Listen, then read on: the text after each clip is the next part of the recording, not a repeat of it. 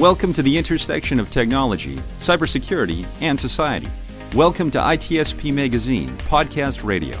You're about to listen to an episode of Tech Done Different Podcast with Ted Harrington. Do you follow the pack or challenge the status quo? Join Ted as he explores how to succeed by going against conventional wisdom. You'll hear leaders in technology and security tell stories about how they achieve their success by doing things differently. Knowledge is power. Now, more than ever.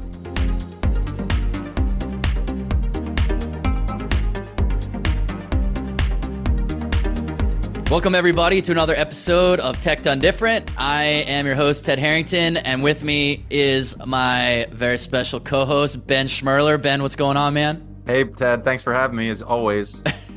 It's so good to have you as a co-host. Oh, right wonderful. Now. Yes. And joining us is our special guest who comes from security. Ben, you're a security guy. I'm a security guy. We're always excited to have security people on here, even though we don't have that very often. Brian Contos is a board advisor for Phosphorus Cybersecurity. Brian, we're excited to have you on. I'm excited to be here. Hey, Ted. Hey, Ben. So I'll start us off here. Ben said to me recently, and by recently I mean 39 seconds ago, he said, you should ask Brian about cyber warfare.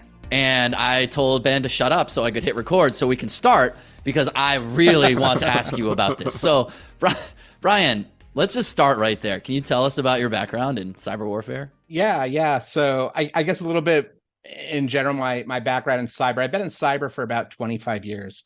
So I started with DISA, the Defense Information Systems Agency down in Fort Huachuca. I did that for a couple of years. That was sort of my first kind of entry point into the world of cyber, both offensive and defensive, mostly offensive.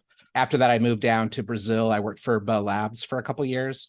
And then after Bell Labs, I moved back to the States and just started doing a bunch of startups. So Riptech, ArcSight, Imperva, Solera Networks, Veriton, and just started building companies and really fell in love with it. Always security companies.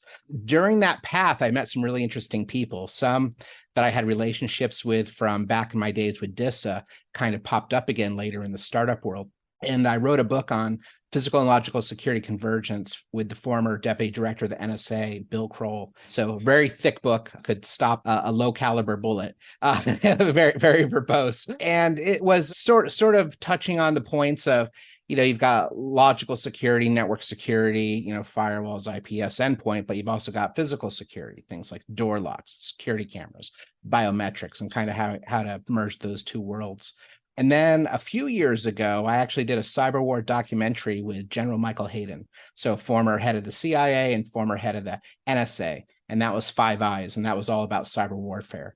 So throughout my career, I've traveled quite a bit. I've worked in about 55 different countries, mostly with Global 2000s and also government agencies. And primarily the focus has been mitigating both nation state threats and mitigating cyber criminals, often which are the same people, but being able to address those particular threats. So I guess I've been kind of in the cyber war, quote unquote, area now for, probably about the same amount of time as my career, about 25 years. That's awesome. I really wanted everybody to hear that background, because we're going to talk about a lot of scary security stuff. And fortunately, we have the expert on to talk about it. We're in a very interconnected world these days. And when you think about our day-to-day lives, both business lives, professional lives, whatever, there's like an app or a device or something that could solve all of our problems, whether it's tracking our personal health or our time or doing our investments or doing our day-to-day work. And this is great, right? We're able to get all this stuff done, but there's sort of a caveat about this. Tell us why we should maybe be a little bit careful about the devices and apps that we use. Yeah, one of the things that people don't often think about when they think about devices or things is that they're actually computers. So you think about a printer, a security camera, a UPS system, a digital door lock. Fundamentally, those are Linux servers. Sometimes they're BSD. On the OT side, sometimes they're real-time operating systems like VxWorks. But usually it's like Ubuntu, it's BusyBox, it's things like this. And I've seen security cameras that are actually more powerful and capable in terms of storage and memory and CPU than my laptop. So these are very powerful devices, often Linux servers. Again, the problem is they're not usually installed or built by security professionals or people who think about a security development lifecycle. And it's not like you got one or two of these things in the enterprise. what we're seeing in general is there's about 3 to 5 of these devices per employee in a company. So you got a company of, let's say, 10,000 people. You've got 30 to 50,000, what we call IoT or extended IoT devices in that environment, all running Linux, half of them with no password, filled with vulnerabilities, running firmware that's probably 6, 7, 8 years old or more, or end of life. And they're highly vulnerable. So attackers are targeting these devices, but no one's watching them, except for nation state actors and except for cyber criminals, because they found out it's been a huge backdoor. So it's these things, it's these special devices that I think are starting to sneak up on people, and they're everywhere. And, I work with a hotel chain. Just in printers, they have 50,000 printers. And that's not even before you get into their traditional IT devices and all their other xIoT devices. So it's a very target-rich environment for attackers, and they can do a multitude of attacks, most of which are actually using these devices to attack IT devices to steal sensitive data and exfiltrate it out. Wow. So who owns that problem? Is this the responsibility of device makers, of enterprise, of the average end user?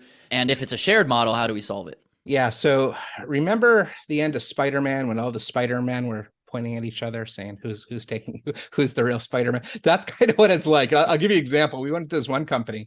They said, look, man, you guys have 75,000 security cameras, which isn't unusual for government agencies and very large enterprises, casinos, things like that. So you have a lot. And people often hack these things. They use them for crypto mining. They use them for spying. They use them to attack IT devices like we talked about. So there's a lot of issues. So who owns them? So we're in this room. There's about 15 people. Oh, that's facilities. And the facilities folks are like, oh, no, we don't own this stuff. What are you talking about? That's network operations. Network ops goes, what? No, that's the security team. The security guys, no, we outsource this to some vendor. So everyone's pointing at somebody else because nobody wants to take responsibility. To your initial question, yes. Certainly the vendors that are building these devices need to step up a little bit. What I'm seeing a lot in this code is there's a lot of shared libraries. There's a lot of white labeling. So we'll see a vulnerability that's on a printer. The same vulnerability is on a voice over IP phone or a KVM switch. Sometimes they have the same default passwords and configurations because they're all borrowing from each other, because most of these companies aren't necessarily even tech companies. It might be an agricultural company. It might be a pharmaceutical. It could be anybody that's developed these devices and they've just happened to make them smart devices. So they're kind of borrowing and stealing code from everywhere with no security development lifecycle. So that's certainly a big part of it. The other part of it is once these devices are deployed, who's deploying them?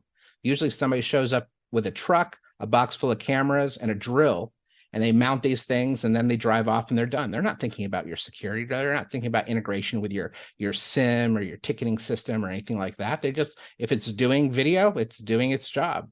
So implementation, installation, whatever you'd like to call it, that needs to be considered. But of course, most importantly are the actual enterprise security teams.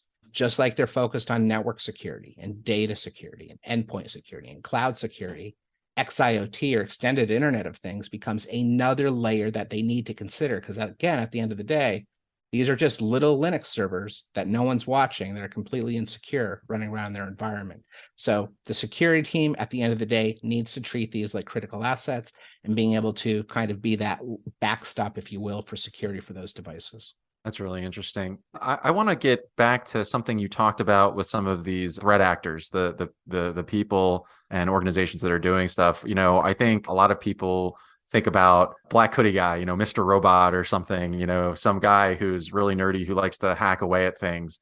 And then I think we all sort of have this idea generally that there are nation states out there who have maybe either a political or some other gain that they're looking to get. Would you like to elaborate, maybe demystify some of the stuff with the nation state actors a little bit? Because you said a couple of things that were really interesting to me about who these people actually are from these nation states. Yeah. Well, the first thing to think about is nation state actor by day is sometimes cyber criminal at night.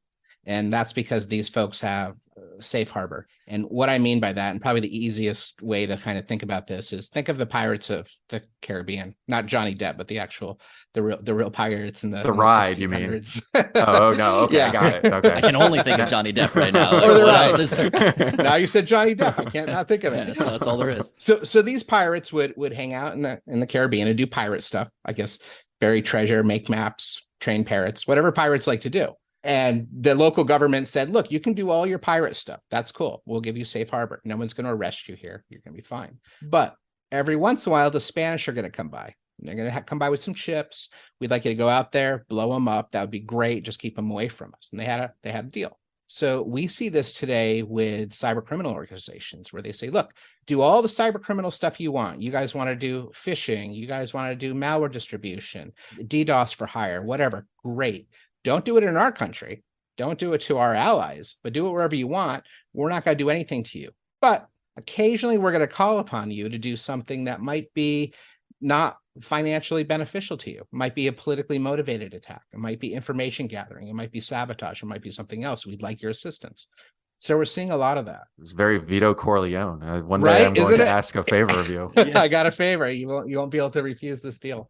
A good example of some of these things is some of the listeners might have heard of RSOCs. So spelled just like it sounds, RSOCKS. So RSOCs was a very large takedown. It was the United States working with the UK and a couple other countries. And it was a xIoT botnet. It was primarily industrial control systems. So things that you see in oil and gas, power and energy, batch or discrete manufacturing, transportation. These are those, OT devices that are running VxWorks, and they're digital devices that control physics, voltage, pressure, temperature, things of this nature.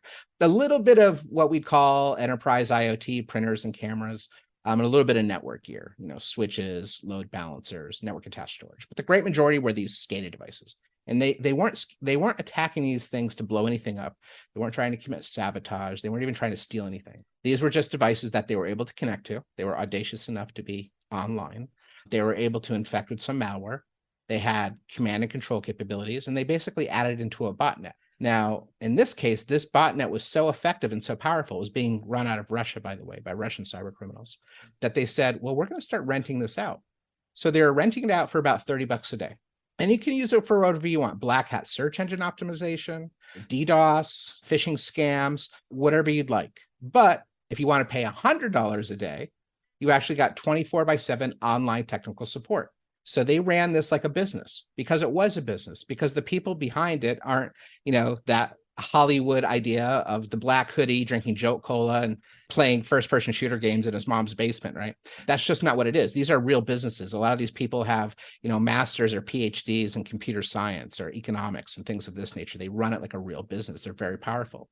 And during that takedown, they're able to kind of, as botnets are a hierarchy, think of it like DNS because they're highly scalable. They're able to basically chop the head off that. And that takes them down for a little while. We're talking weeks to months until something pops back up, as these will do. Well, the interesting thing about this was not the fact that these cyber criminals figured out a way to monetize these devices, but they also figured out a way to monetize devices that aren't traditionally considered devices that people hack. People hack laptops, people hack servers, workstations, things like that. But these xIoT devices kind of made it interesting. Well, the flip side of that, and we'll also stay in Russia for this example, is Russia had a tool built for them. It was actually the Russian FSB hired some contractors to come in, and they built a tool called Frontan, Frontan.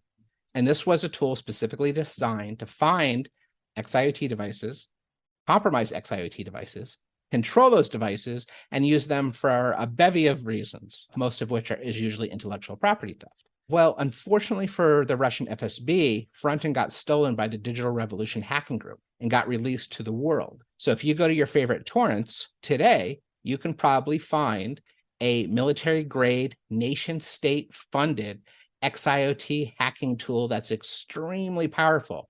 And if you don't speak Russian, but you can use Google Translate, you too can leverage this tool in your own daily use.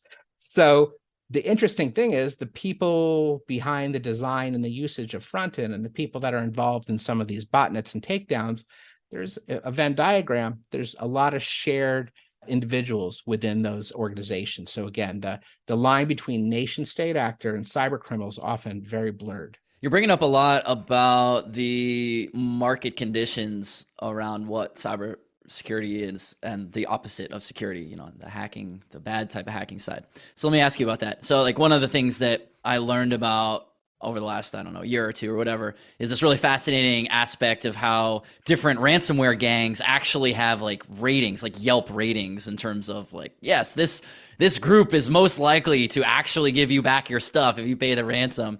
And I thought that was really interesting when I heard about that. First of all, because that's ridiculous, but also that signals a maturity of a marketplace. So what is your observation on that, on what we might traditionally see as market forces in a more traditional market, but how it's actually manifesting in these more malicious markets? Yeah, it's a great question because it's almost like a hacking revolution, if you will. They've had a couple decades to mature, and they mature very, very quickly, right? Because it's usually conducted by people that are engineers and security specialists that are leading the development of these tools, et cetera. What we've seen is a lot of specialization.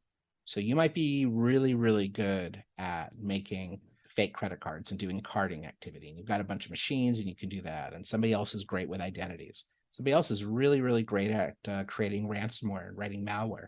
Somebody else is good at putting together massive botnets. And we've seen botnets, by the way, that are so huge that their aggregate bandwidth and processing capability is bigger than Amazon and Google combined. So these are massive, massive infrastructures, right? Of which, some are controlled by governments. And again, the government or the cyber criminal could be the same group of people. So those botnets can be used for all sorts of reasons. But that specialization is really interesting because people get really, really good at what they do. They also create networks of people they know and trust, right? So it can be challenging to infiltrate some of these organizations. We've seen some of these groups that communicate not online, but through like dial-up, using like old bulletin board systems and things of that nature. So a lot of the traditional means of going to, the dark net and start looking for things and looking how, the usual places where bad guys hang out. While I'm not going to say that that's not valuable, it is. A lot of these people are kind of going analog.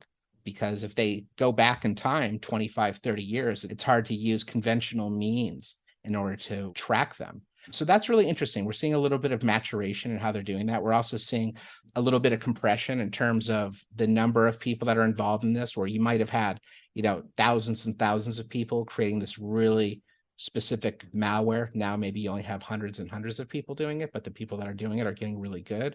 And they're selling it for profit again, and they're helping others. So it's evolving, and it's evolving very quickly. And because there's no borders, there's no political systems, there's no government involved in this, it can mature extremely fast, much faster than most nation states can evolve in order to stop them, which is kind of the scary bit, because offense is moving quite a bit faster than defense in this world. Well, someone's probably listening to this and they're looking at their Apple Watch sitting on their nightstand or their Roku TV or something, and they're probably saying, "Can I really trust this device?" And what would you say to someone like that? Who obviously we're not going backwards here. It's not like we're undoing all of our technology, disconnecting us. What would you say to somebody who is maybe a little untrusting of the devices and the apps they use? How can they address this in their own lives or their own businesses? Yeah, certainly being untrusting of it is probably a good approach to these things. For example, there's devices, there's certain cameras, cameras made by like Huawei and Hikvision, HKE, that in November of 2022 were actually made illegal to import or sell within the United States. And the reason is because when they were recording, you said stop recording, it would turn the green light to red, but it would still record both audio and video. And this is in boardrooms and manufacturing facilities and, airports around the world. And it would stream that data to remote locations. So there are malicious devices. There's devices that, that are some of the most popular cameras, for example, that were on Amazon a couple of years ago, actually shipped with malware pre-installed from the manufacturer. So they come out of the box malicious. So keep that kind of in the back of your head. Now, I would say, one, try to buy from reputable sources. Be aware where you're buying this technology from, right? I think an Apple Watch, I think, some from Amazon, things like that. That's probably fine in terms of manufacturers. The other thing that you want to look at, it's the basics. I tell folks a lot of the stuff comes down to like security in 1995. Like, know what you've got. So first of all, it's good to know what I've got that's online. If I'm at home, is it my washer and dryer? Is it my Ring doorbell? Is it, do I have a lot of Bluetooth smart items throughout the house? These are things I want to be aware of. In the enterprise, again, you could have hundreds and hundreds of thousands of these types of devices that you may or not be aware of. So just situational awareness, having an understanding of your attack surface, right? That's critical. But then again, playing on this idea of 1995, rotate the passwords on these things. Add complex passwords that follow the same password, security guidelines that you would use for your laptop, uppercase, lowercase, special characters, numbers, make it relatively long, maybe, 15, 20 characters. And if possible, rotate those every 90 days. Now, I know that can be a little harder with xIoT devices. Even if you add a great password like that and rotate it once a year, you're better than most of the xIoT devices out there that have no password or default password, or they're never changed. The next thing is update it. A lot of these devices are running the same firmware a decade from now that they were when the things were built. We see like Ubuntu version 10 so much. It's a decade old. It's literally a decade old. It's littered with vulnerabilities, but it was the initial build for like a KVM switch or lights out management or something of that nature. So they're running this old firmware. So update your devices, get them patched. That will address a lot of the vulnerabilities. And the last thing is, again, 1995 security. Turn off stuff you don't need. If you don't need to be running Telnet and FTP and TFTP and HTTP, turn it off. Just run SSH and just run HTTPS. If you don't need Bluetooth, shut it down. If you're wired, maybe you don't need wireless turned on. Turn off the unneeded ports and protocols. Harden that device essentially. If you just take those basic steps, and these aren't really definitely for an enterprise, for a security team, these aren't very complicated things to do at all. For a home user, it might be a little challenging, but if at least they're putting a good password in there, it's so much better than doing nothing at all. That's going to save them. And I'll give you a good example of why. If you think of one of the earliest attacks on IoT devices, it was called Mirai. It was back in 2016. And it was simply based on a bunch of devices that were internet connected. So you could go off to Shodan, type in like security camera. If you do that today, you'll probably find about 5 million internet connected cameras. Probably more than half of those have no password or a default password just today. So Mirai worked by doing that. It would find these devices. Oh, they're also running Telnet. Port 23 is open. No password. I can get access and control this device. If you think back to what I said about white labeling and shared libraries before, that means that the same issues were on printers and set-top boxes and voice over IP phones. So now in a set of cameras, Mirai was able to attack all these devices. Well, it's 2023 now. We still see devices out in the wild, hundreds of thousands, millions of devices that are still vulnerable to Mirai. We even see devices that are still running the Mirai malware on them because they're still printing, or they're still filming, or they're still allowing the door to be locked and unlocked, but they also are running malicious software that people can use for sabotage, for spying, for pivot attacks, to attack IT, to do a whole number of things. So these devices don't get fixed. So if you can update your passwords and you can patch your systems, you're so far ahead and behind most what everybody else is doing. I think it puts you in a very secure position where most of these attacks are simply just going to move on to the next vulnerable device. That was a really good description of someone who is an end user of these things. What do we say to the organization who's building something? So there's a CTO listening to this, or an aspiring CTO who's listening to this saying, I'd really like to build a more secure system. What's one thing I should go do today? Yeah, the best thing that I could say for these devices is, well, I'll give you two simple things. One, at the point of installation, require a change from the default password. Don't let them just change it to default 1 or something like that. Actually require a good password at the point of installation. That will help a lot. You see that a lot with home devices, but not so much on the enterprise level. The other thing is, just like we have automatic updates and it's very easy to update our devices, we have to make it much easier to update these types of devices. Like I've got a printer next to me, and if I had to update it, I'm going to have to go Google the model number, figure out where I can download it, probably put it on a thumb drive. I got to stick the thumb drive in there. I've got to do some kind of weird sequence to have it read from that and reboot. It's probably going to take me an hour, and that's going to print out a piece of paper that says I've been upgraded. That's not very efficient. Now you multiply that times 40,000 printers like that hotel chain that I talked about. That doesn't really scale very well. So force a password change, please, and make it much easier to update and patch these systems. It doesn't need to be that complicated. Again, they're running Linux. They're running, Android or BSD. They have these capabilities. You can do these things. And then, of course, if there's sensitive data that you contain, please encrypt it. And I will say this, a lot of the vendors out there are encrypting the data in storage, and they're encrypting information in transit in most cases. but that should be across the board. Just, and you don't need a lot of horsepower these days to do it. And you can certainly pull it off with relative ease. So encrypt your data, require good passwords, and allow easy patching. And it's safe to say that the bad guys are looking for low-hanging fruit, right? So they're looking for people who are or devices or endpoints. Anyway, they're looking for the open doors, correct? You mentioned all these things, telnet ports, default passwords, etc. It's basically just walking around and seeing what you can easily get into. And if it's hard to get into it, you're moving on, right? Is that correct? Is that a good way of looking at it? That's exactly correct. And it might not mean they're moving on to a different organization. They might just try to look for different devices. So that's what's nice about these types of devices from an attacker perspective, is there's just so many. A great example of this, great illustration, is there was an attack called Quiet Exit. This is something Mandiant discovered about roughly a year ago. Very interesting attack. Essentially, the attackers got in through traditional means, like a phishing attack. So they sent you an email or a message, or there's a social media link. They got the user to click on something, and then they got a little bit of malware on a laptop. They go, well, I don't want to stay on the laptop because you've got network security and endpoint security and identity management and all these things. I'm going to get caught. You're going to end up kicking me out at some point. So from there, they started scanning for xIoT devices. I want to live on your camera. I want to live on your printer. I want to live on your door lock, right? And they said, well, why live on one when I can live on hundreds or thousands? So once they got on these devices, they had full command and control over them. They used these compromised IoT devices to make API calls. In this case of Quiet Exit, they were attacking local Exchange email servers and also Office 365 in the cloud. But in both cases, it was through API. So if you had some kind of sniffing technology, it just looks like an API connection. It doesn't look like anything crazy at all. So they had these types of connections going on.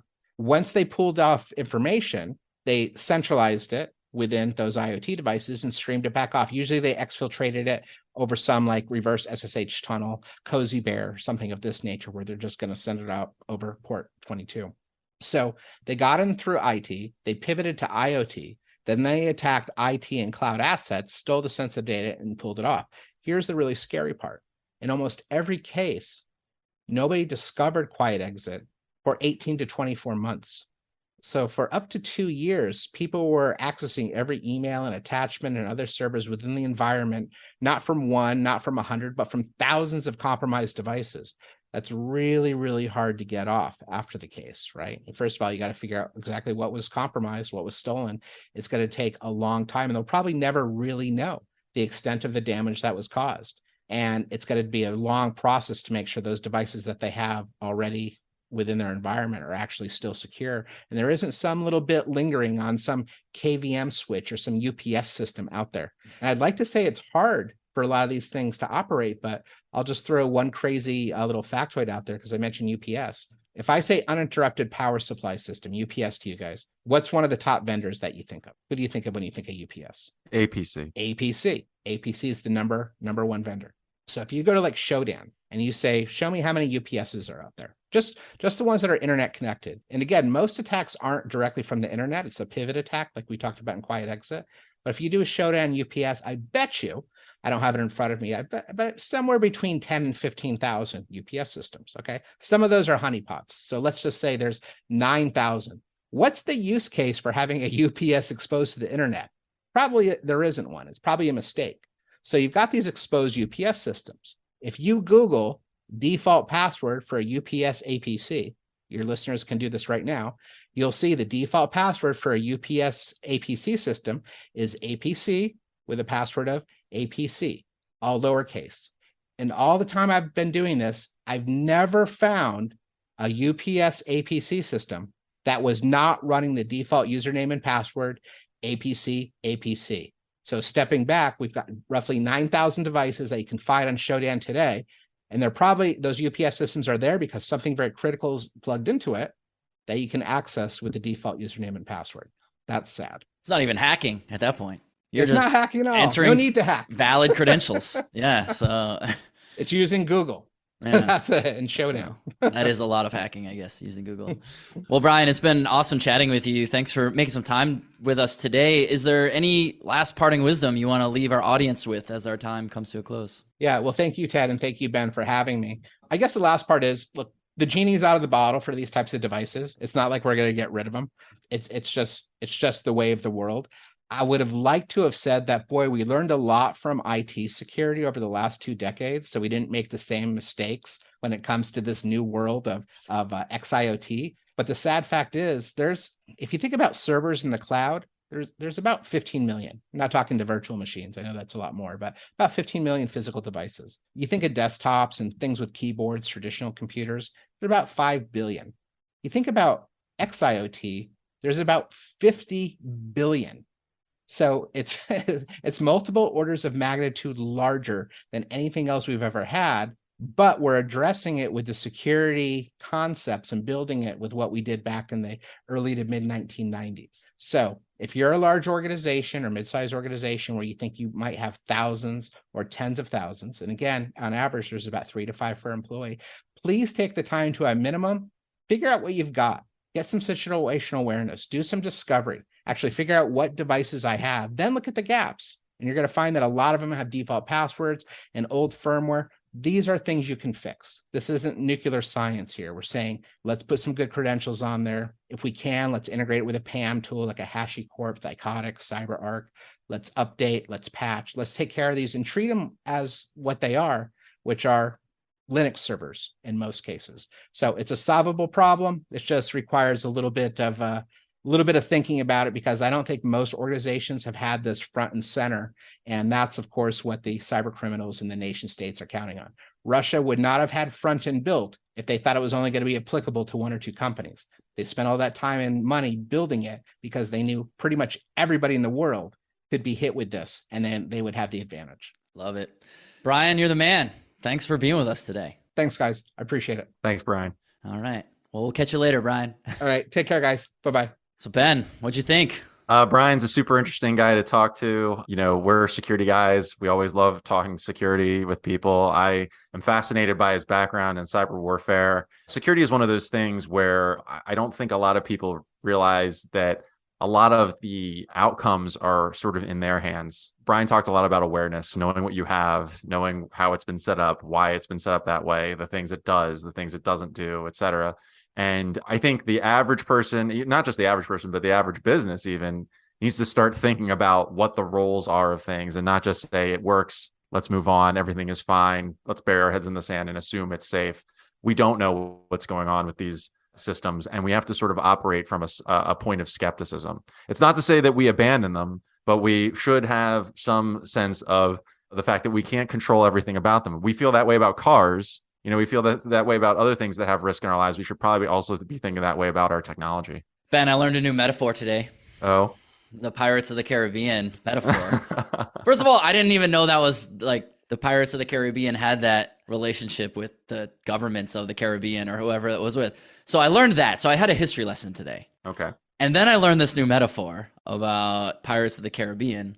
Of course, I could only think of Johnny Depp, even though he told us not to. But what'd you think of that, the way he described that? I thought that was kind of fascinating, this relationship between a nation state and, I guess, I don't know, what would you call that? They're like foes in friends. I don't know. I mean, it's sort of like, you know, you want to, it's having a weapon that you're kind of keeping your distance from, right? Imagine if you have this vehicle and you don't really know what it's going to do. You know that it's going to operate in your interests, but you don't know exactly when it's going to do. You don't really have a chain of command on it. You just say, live over in this little bubble and do your own thing. Just don't bother us, and we'll make sure that you're well taken care of, that you get everything you need. It's kind of scary stuff. But I also think in some ways it serves the interests of these countries, right? You know, it's plausible deniability, all these other things. Hey, these are just the pirates. They exist in their own little world. We have nothing to do with them. We're just a humble government looking to do well by our people. It's funny with security. I don't feel like anything really surprises me anymore. I feel like if you work in this space long enough, nothing is really all that shocking. It's really just a matter of how you adjust to it. And to me, I think for people, they just have to understand that this stuff exists, that it's out there. And it's not like the Kremlin is sitting, you know, someone's sitting in the Kremlin and they're trying to break into everything you have, but perhaps they're funneling resources into these groups. And those groups are looking to cause trouble, and you're not sure what realm it's going to be in, or even if they're still embedded within your system. People sometimes think about things like, well, someone's going to break into my system, they're going to deploy ransomware, and then we're going to be in big trouble. You don't know that. They could be in your system now, and they could just be exfiltrating data for the next year. But the only way we know is if we implement proper assessments, put in defense in depth, do proper threat modeling, all the disciplines that we have to take in order to be reasonably assured that we're doing the right things, that we're bring our risk levels to a low level. Yeah, I mean, you say threat modeling, you get me excited. So I'm here for it, man. Yeah, it's always fun to have security people on the show, because even when they're talking about things that I, as a security person, and you as a security person, like, we already know, they help me think differently about it and see things in new lights. And it's always fascinating to see what are of the many areas that are issues, where are they focused on? And obviously, in Brian's case, focused on the xIoT. That was something that was, of real importance for him. And I thought he gave really good, actionable advice about what to do about it. I mean, we've all heard the advice before, but that problem can feel so unsolvable, right? It's like, well, I didn't build the device. Yeah. What do I do about this? And I thought he gave really good advice what to do. Totally. I mean, I think that it's a big advertisement for defense in depth. It's a concept we talk about all the time, which is you don't really trust anything. You sort of assume that among all of the various interconnected systems between the applications and the devices and the networking equipment and the IoT and all this other stuff, something is going to have a weak link in the chain. Something is going to either have the embedded malware that he was talking about, or it's going to have an unpatched vulnerability, or it's going to be running on a bad password or something like that. But this is why you build multiple defenses. This is why you stay aware of things. This is why you stay on top of your updates and your patches and stuff like that. And it's why you don't just deploy things for the sake of deployment. We had another guest on recently, and they talked about having development with purpose. Everything needs to have purpose, because there's a risk associated with things too. If you do those things, the outcomes tend to be pretty good. It doesn't guarantee anything, but the outcomes tend to be pretty good when you do things the right way and have a good discipline. So let's end on this idea, Ben. I have a question for you. Okay. What is your favorite metaphor for defense in depth? My favorite metaphor for defense in depth? You really put me on the spot there, Ted. We'll cut out all the dead air. Like, you could just think as long as you want. No, okay. It's fine. It's fine. I would say defense in depth. I'm a basketball guy. I like basketball. And one of the best things you can have in basketball for defense is having a rim protector, right? So you have 5-on-5, right? And you're playing basketball, and you have a guy, you've got a LeBron James or I don't want to get on anybody's fan side. You got Giannis, you got somebody on the perimeter, and they're dribbling the ball, and you're worried about them shooting a 3 over you, but you're also worried about them driving by. Well, that's why you have a rim protector, right? You got some 7-foot guy at the rim waiting, so that when your guard fails to defend them, you got a guy at the rim waiting to give them the Dikembe Mutombo treatment and say, no, and then send the ball back. And that's defense in depth, right? You have people covering for people, systems that look out for other systems. You don't assume everything's perfect. You have a scheme in place, some kind of design to accomplish something, but then a fallback plan to adjust. Maybe that's the simplest way to look at it for my mind. I will be stealing that. Thank you. Wonderful. Yeah. And not only that, you wove in a Georgetown reference, which makes my heart sing, because Dikembe is one of our favorite sons. Oh, right. Dikembe. I didn't even think about that. Maybe I should have used Alonzo Mourning or Patrick Ewing or Allen Iverson. Ewing. You can use Ewing. There's another Georgetown reference, but yeah. Wow, I'm so self-serving in this metaphor right now. Well, there you go. Yeah. Okay. A rim protector is defense in depth. I usually talk about castles, but I like what you just described very, very much. All right, Ben, as always, been fun chatting with you, and Brian was awesome today, so we'll do it again soon, huh? All right. See you, Ted. Yep. For everyone else, you want to know more about the show or request to appear yourself, just go to tedharrington.com/podcast, and we'll catch you next time. We hope you enjoyed this episode of Tech Done Different podcast with Ted Harrington. If you learned something new and this conversation made you think, then share ITSPMagazine.com with your friends, family, and colleagues. If you represent a company and wish to associate your brand with our conversations, sponsor one or more of our podcast channels. We hope you will come back for more stories and follow us on our journey. You can always find us at the intersection of technology, cybersecurity, and society.